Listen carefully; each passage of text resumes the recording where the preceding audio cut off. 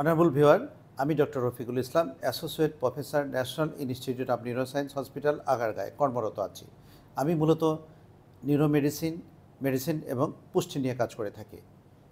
আমি ইতিমধ্যে অনেকগুলো ভিডিও দিয়েছি।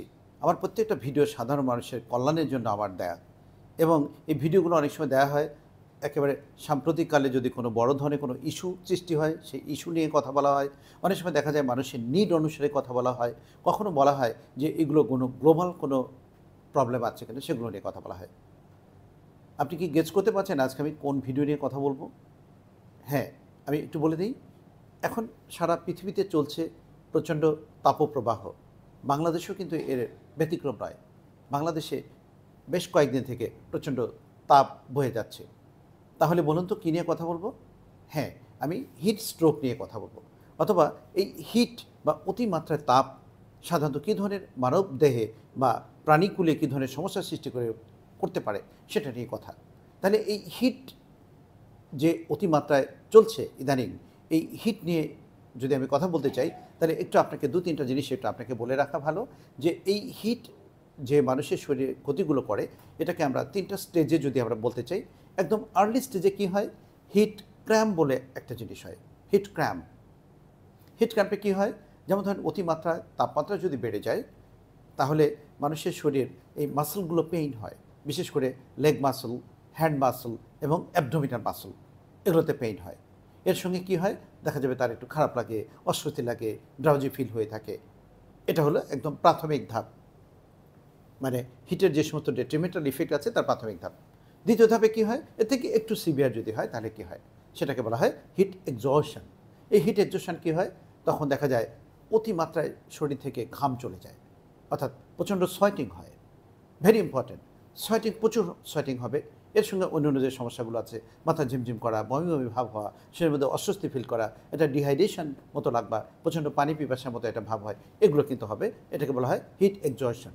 তাহলে প্রথমে বলেছিলাম হিট ক্র্যাম্প, দ্বিতীয় বলেছে হিট এক্সজশন, এটা হলো সেকেন্ড ধাপ। ফাইনাল সবচেয়ে খারাপ যে ডেট্রিমেন্টাল এফেক্ট হয় প্রচণ্ড হিটে, সেটি হলো হিট স্ট্রোক। পেপার পত্রিকা বা টিভি অথবা আপনি যখন মাস মিডিয়াগুলোতে দেখছেন, অনলাইন মিডিয়াগুলোতে দেখছেন হিট স্ট্রোকে মারা যাচ্ছে, সারা পৃথিবীতে মারা যাচ্ছে, বাংলাদেশেও সাম্প্রতিককালে বেশ কয়েকজন মানুষ মারা গিয়েছেন। তো এই হিট স্ট্রোক জিনিসটা কি? তাহলে হিট স্ট্রোক হলো মানে হিটের সবচেয়ে খারাপ যে ডেট্রিমেন্টাল ইফেক্ট আছে, যেটি হবার কারণে শরীরের তাপমাত্রা অনেক বেড়ে যায়। শরীরের তাপমাত্রা কখনো দেখা যায় আপনার 105 ডিগ্রি বা 6 ডিগ্রি ফারেনহাইট পর্যন্ত চলে যায়। কী হয় তখন দেখা যায় আপনার শরীর হিট আর আপনার রেডিয়েট হতে পারে না, অর্থাৎ তাপমাত্রা বাড়তেই থাকে, সোয়েটিংটা বন্ধ হয়ে যায়। আলটিমেটলি কী হয়, বডির যে হিট রেগুলেটরি মেকানিজম থাকে, সেই হিট রেগুলেটরি মেকানিজমটা বন্ধ হয়ে যায়, নষ্ট হয়ে যায়। তখন দেখা যায় শরীরের তাপমাত্রা প্রচণ্ড রকম বাড়তে থাকে। বাড়তে গেলে যেটা হয় সেটাকে বলা হয় হিট স্ট্রোক। তাহলে এই হিট স্ট্রোক হলে কী কী সমস্যা হয়ে থাকে, আমি যদি আপনাকে একটু বোঝার জন্য বলে থাকি, একদম মাথা থেকে শুরু করে পা পর্যন্ত কী হয়, অর্থাৎ সেন্ট্রাল নার্ভাস সিস্টেম থেকে ব্রেনে কী হয়, ব্রেনে অক্সিজেন কমে যায়। অক্সিজেন কমে গেলে কী হয়, ব্রেনের ব্রেন ব্যারিয়ার সিস্টেমটা খারাপ হয়ে যায়। খারাপ হয়ে গেলে কী হয়, এই রুগীটা দেখা যায় তখন ইরিটেবল হয়, নওশিয়া হয়, ভমিটিং টেন্ডেন্সি হয়, অনেক সময় দেখা যায় কারো খিঁচুনি হয়, ডেলিরিয়াম হয়, কনফিউশন হয়ে যায়, এবং অনেক সময় দেখা যায় রুগী আনকনসিয়াস হয়ে যায় এবং ইভেন মৃত্যু মুখে চলে যেতে পারে। হার্টে কী হয়, হার্টে দেখা যায় অ্যাকিউট ইস্কেমিক হার্ট ডিজিজ হয়ে যায়, হার্ট ফেইলিওর হয়ে যায়। তাতে করে কী দেখা যায়, অনেক সময় রুগী দেখা যায় পালস রেটটা খুব দ্রুত হয়, স্লো হয়ে যায়, ব্লাড প্রেশারটা কমে যায়। রেসপিরেটরি সিস্টেমে কী হয়, শ্বাসকষ্টের একটা সম্ভাবনা দেখা যায়, অর্থাৎ অ্যাকিউট রেসপিরেটরি ডিস্ট্রেস হয়ে যায়, অর্থাৎ নিউমোনিয়ার মতো হয়ে যায়। আবার দেখা যায় কিডনিতে কী হয়ে যায়, অ্যাকিউট কিডনি ফেলিওর হয়ে যায়। লিভারে কী হয়, লিভার ইম্পেয়ার্ড হয়ে যায়, লিভারে ডিস্টার্ব হয়। কিডনিতে কী হয়, ইউরিন ভলিউম কমে যায়, তখন দেখা যায় কিডনি ইনজুরি হয়ে যায়, অ্যাকিউট কিডনি ইনজুরি হয়ে যায়। এই যে বললাম না, অনেকগুলো সমস্যা হলো না? তাহলে এমন কোনো অর্গান নাই বডির যে অর্গানগুলো সাধারণত এফেক্ট হয় না, এবং ফাইনালি যেটা বলেছে মানুষ মৃত্যুমুখে চলে যেতে পারে। তাই কারা সবচাইতে বেশি এই হিট স্ট্রোকে আক্রান্ত হয়? একেবারে যারা খুব অতি অল্প বয়সী মানুষ, অথবা অতি বয়স্ক মানুষ, অর্থাৎ শিশু থেকে শুরু করে বৃদ্ধ, এরা আক্রান্ত হয়।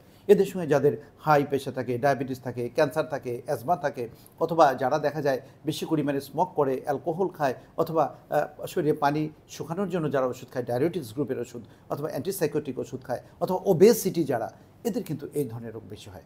আর কাদের হয়, এটা তো রোগ বলবো না, এটা অ্যাকিউট প্রবলেম। এর সঙ্গে কী হয়, যারা দেখা যায় বাইরে কাজ করে, ডে লেবারার আছে, প্রচণ্ড পরিশ্রমের কাজ করে, কায়িক পরিশ্রম বেশি করে, যারা দেখা যায় বদ্ধ জায়গায় কাজ করে, হিটের মধ্যে কাজ করে, এদের কিন্তু সাধারণত একটু সমস্যাটা বেশি হয়ে থাকে। তাহলে এখান থেকে বাঁচার উপায় কী? বাঁচার উপায় হলো আপনাকে অবশ্যই চেষ্টা করবেন ঘরের একটা কুল এনভায়রনমেন্টে থাকবেন। খুব প্রয়োজন না হলে আপনি ঘর থেকে বের হবেন না। ঘরের এনভায়রনমেন্টটা কুল করে আপনি যখন বাইরে বের হতেই হবে, তখন আপনাকে কী করতে হবে? আপনাকে ঢিলাঢালা কাপড় পরবেন, সাদা কাপড় পরবেন, কালারফুল কাপড় অ্যাভয়েড করার চেষ্টা করবেন। বাইরে যখন বের হবেন আপনাকে ছাতা ব্যবহার করতে হবে, আপনাকে ক্যাপ ব্যবহার করবেন, সানগ্লাস ব্যবহার করবেন। এবং বাইরে যখন আপনি বের হবেন, আপনার যখন শরীরটা সোয়েটিং হয়ে যাবে, আপনাকে পর্যাপ্ত পরিমাণে বিশুদ্ধ পানি খেতে হবে। অর্থাৎ পিওর পানি খাবেন, আবার ইমপিওর পানি খাবেন না যেখান সেখান থেকে। ইমপিওর লিকুইড খাবেন, পিওর লিকুইড খাবেন, সরি ইমপিওর বলেছি, পিওর লিকুইড খাবেন। সঙ্গে আপনি প্রচুর খাবার স্যালাইন খেতে পারেন, ডাবের পানি খেতে পারেন, জুস খেতে পারেন। এগুলো আপনাকে শরীরে পরিমাণে হাইড্রেটেড করবে, এগুলো আপনার জন্য খুব ভালো। চা বা কফি অথবা একেবারে ফাস্টফুড জাতীয় খাবার যেগুলো খেলে শরীরে তাপমাত্রা বাড়ে, এগুলো অ্যাভয়েড করবেন। যারা অ্যালকোহল বা বেভারেজ খান তারা অ্যাভয়েড করবেন, স্মোকিং অ্যাভয়েড করবেন। এগুলো হয়ে গেল। তাহলে যদি কোনো রোগী আক্রান্ত হয়েই থাকে, তখন তাকে কী করবেন? তাকে একটা কুল এনভায়রনমেন্টে নিয়ে যাবেন, শুট করে একটা কুল এনভায়রনমেন্টে নিয়ে যাবেন। ওই রুমটাকে একটা কুলিং করার চেষ্টা করবেন, ফ্যানিং করবেন, তাকে একটা ঠান্ডা পানি দিয়ে তাকে সেটা ভিজিয়ে দিবেন, তার মাথায় পানি দিবেন, গায়ে পানি দিবেন, এবং দেখা যাবে একটা আইস কোল্ড স্পঞ্জিং করবেন। অথবা এসি থাকলে পরে, আপনার সবার তো এসি থাকে না, যাদের এসি থাকে এসি অন করে দিবেন। তারপরে কী করা লাগবে? শরীরে বিভিন্ন ভাঁজে ভাঁজে আপনি বরফ ঢুকিয়ে দিয়ে রাখবেন। এভাবে দেখা যাবে তার বডিটাকে কুলিং করার চেষ্টা করবেন। সে যদি কনসাস থাকে তাহলে তাকে প্রচুর পরিমাণে খাবার স্যালাইন খাওয়ানোর চেষ্টা করবেন, লিকুইড খাওয়ানোর চেষ্টা করবেন, রাইট? যদি কোনো রোগী দেখা যায় একবার আনকনসাসের মতো দিকে চলে যাচ্ছে, অবশ্যই তাকে হসপিটালাইজ করবেন। হসপিটালে তখন ডক্টর তাকে এমার্জেন্সি ম্যানেজমেন্ট করবে। অনারেবল ভিউয়ার, যে কথা বলছিলাম, বয়স্ক এবং আপনার বাচ্চারা কিন্তু বেশি অ্যাফেক্টেড হয়ে থাকে। প্রেগনেন্ট মাদার, ল্যাকটেটিং মাদার, এদের দিকে বেশি খেয়াল রাখবেন। যারা ডে লেবারার আছেন তারা কাজ করবেন, তারা অবশ্যই দেখা যাবে মাঝে মাঝে কাজ করে একটু ঠান্ডা জায়গায় চলে যাবেন।